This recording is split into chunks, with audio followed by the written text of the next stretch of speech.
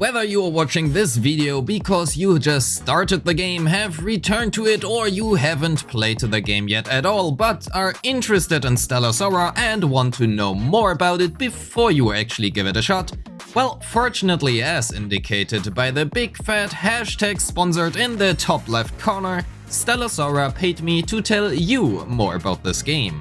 So today, let's talk about Stella Sora and what the game is about. We will cover the different currencies available in the game and how we can obtain them, what to do and focus on early on for a strong account start, which units and which team to invest into to not waste your relatively soon to become pretty scarce resources, and much more. Let's begin. In Stella Sora, you take on the role of the tyrant who suffers from amnesia after being picked up by a group of trackers, which is what the characters in this game are called.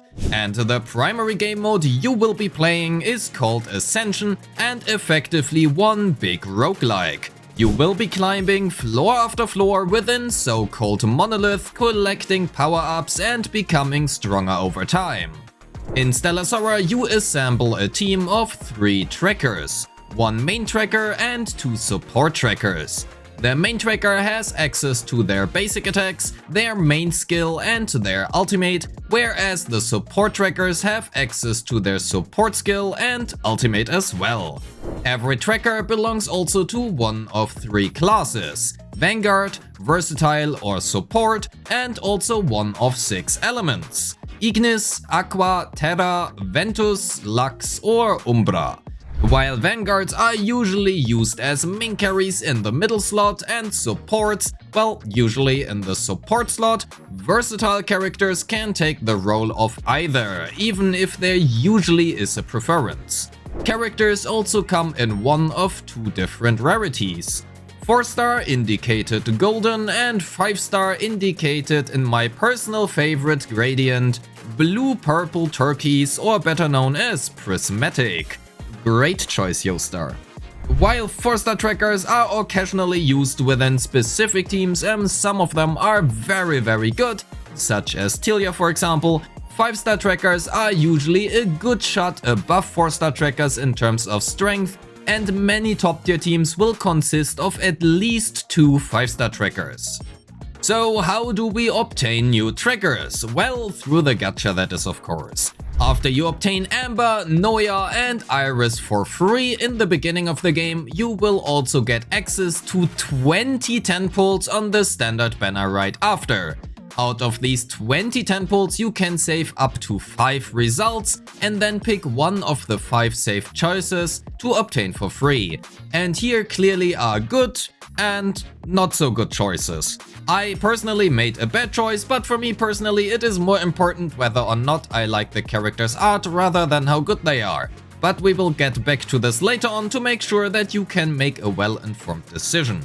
You also might have noticed these little blue discs, and those are called, well, discs, and they are essentially your weapons, although they do work a little bit differently in Stella Sora. They come in 3 different rarities: 3-star, blue, 4-star gold and 5-star prismatic, and they also have an element attached to them. These discs can be obtained through various means, be it from events, buy them within the shop with various currencies, we can obtain solely from different gameplay modes within the shop or the gacha banners. The gameplay currency shop resets once a month with a finally echoing resetting periodically. But the best and most recent discs as well as trackers are primarily obtained from said gacha. Stella Sora features up to 6 different banners: 2 5-star limited tracker banners, 2 limited disc banners which essentially give the featured limited trackers signature discs, and 2 permanent banners, 1 for trackers and 1 for discs. Limited tracker banners use a currency called Cerulean Ticket, and the permanent tracker banner uses Sprout Tickets, with each pull costing 1 ticket each. The limited disc banners use 300 golden discs per pull, and the standard disc banner requires 300 silver discs per pull. Regardless of the banner, you can always use 300 Stellanite dusts, and that is the premium currency of Stella Sora, for 1 pull instead. And as an important side note, whenever a new limited tracker banner opens, the first 10 pull will additionally grant 900 golden discs for free, which are equivalent to 3 pulls on the limited disc banner. Pulling on any banner will also return you with travel or export permits, depending on the type of banner that is, and those can be exchanged in the shop in the permit exchange tab for various goods. While the tickets will look very appealing at first, especially the unlimited ones in the export permit tab, I would highly recommend you to get the star emblem polishers instead, as those allow you to lock 2 affixes when rerolling emblems. Affixes are effectively substats, and while this will not be very relevant for you for a little bit, they will become very important later into the game.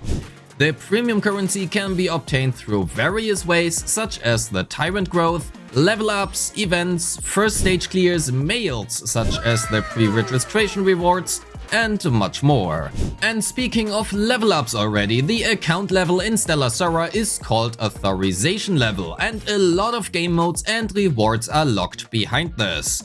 Means it is iterative to unlock a higher authorization level rather sooner than later, and spending your stamina in the farming stages is one of the best ways to do so. Aside from playing the story, that is, of course. You can autoplay the basic trial farming stages and quick clear the tier up trials after your first clear, which means those do not really take much time or effort at all.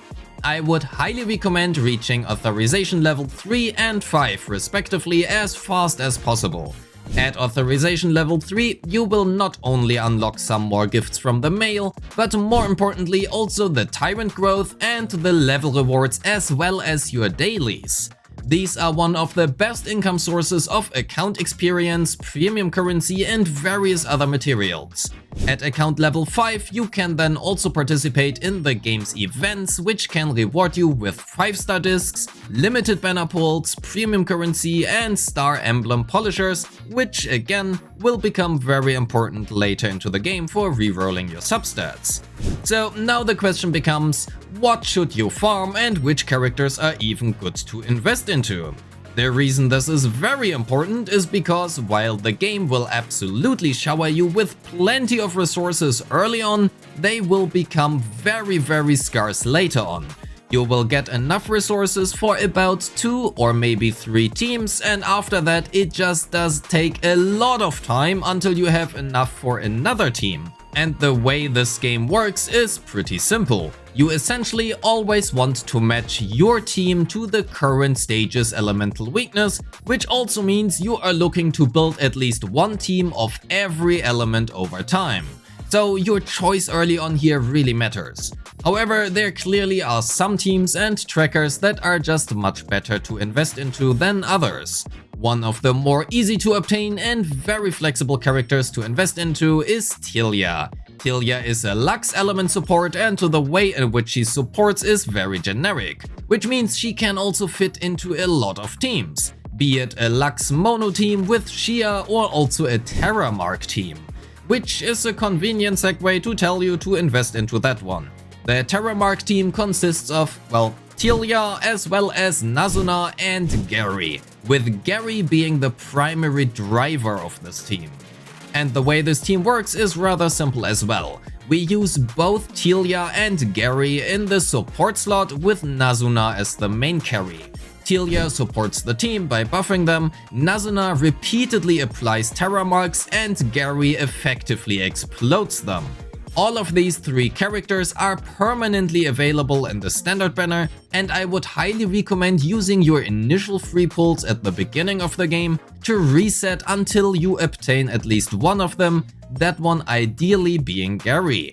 This team's damage is extremely high, but also has 2 negative sides to it. First, it has the massive drawback of being significantly worse against highly mobile bosses, and secondly, it also requires a somewhat specific potential setup: Blinding Beam on Tilia and Touch of Nature on Nazuna.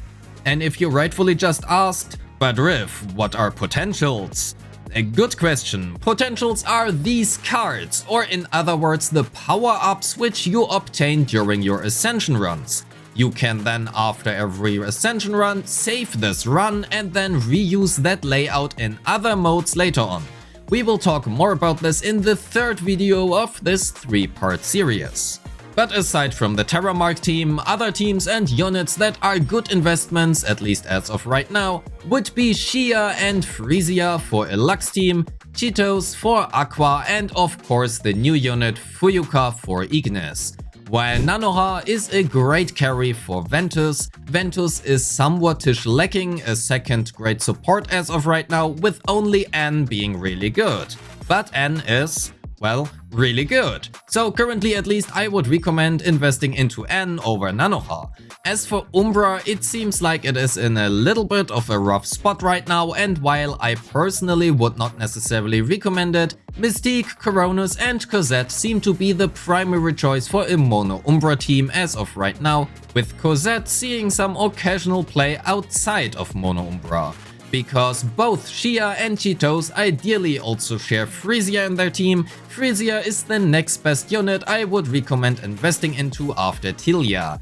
Please keep in mind that both Frisia and Tilia are primarily supports and they are only as strong as your main carry is. Which means while their investment is relatively safe due to their flexibility, it should not be your primary focus. That one should be your main carry, and for those I would recommend being either Fuyuka, Cheetos, Shia or Gary, at least in my opinion. And with that, we are at the end of the video. As previously mentioned, this will be a 3-part series, and in the next video we will be having a deeper look into resource optimization, which stages to farm and which skills to level so you don't waste your scarce resources. And in the third and last video we will be having a deeper look into team building and talk more about the Ascension game mode and the potentials. Thank you for watching and I hope this video has been of help to you. Download Stella Sora today using my link in the description or pinned comment, and with that said, I wish you a nice day. Peace!